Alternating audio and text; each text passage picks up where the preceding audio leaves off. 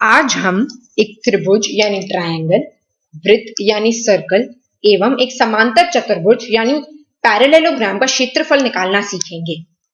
किसी भी समांतर चतुर्भुज यानी पैरेललोग्राम का क्षेत्रफल उसके आधार एवं ऊंचाई का गुणफल होता है।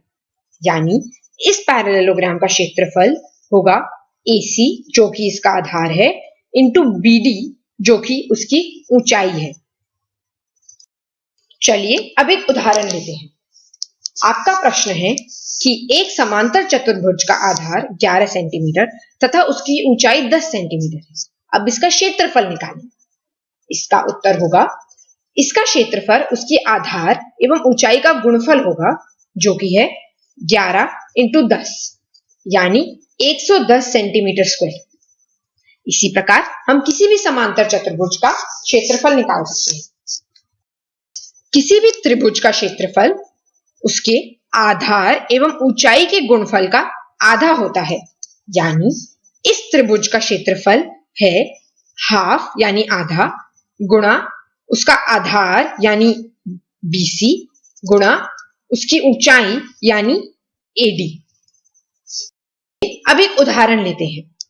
एक आपका प्रश्न है कि एक त्रिभुज का आधार 15 सेंटीमीटर है तथा उसकी ऊंचाई 6 सेंटीमीटर है। अब इसका क्षेत्रफल निकालिए।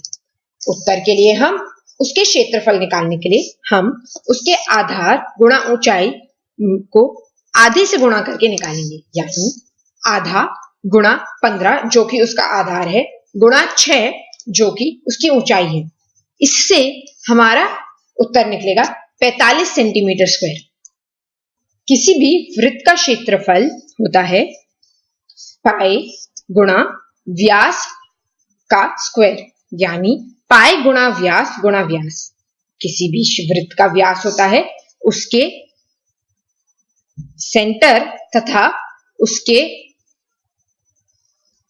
इसका डिस्टेंस यानी इस वृत्त का क्षेत्रफल है पाई गुणा AB। अब इसे एक उदाहरण से दर्शाते हैं। एक ऐसा वृत्त है जिसका व्यास 14 सेंटीमीटर है। अब इसका क्षेत्रफल निकालें। इसका उत्तर होगा क्षेत्रफल यानी पाई R स्क्वायर यानी पाई गुणा 14 अब हमें पता है कि पाई यानी 22/7, इसलिए हम 22/7 को पाई की जगह लिखकर इसे निकालेंगे। यानी 22/7 गुणा 14 इसको सॉल्व करने से हमारा उत्तर आएगा 2156 सेंटीमीटर स्क्वायर। तो आज हमने इन तीनों आकारों का क्षेत्रफल निकालना सीखा।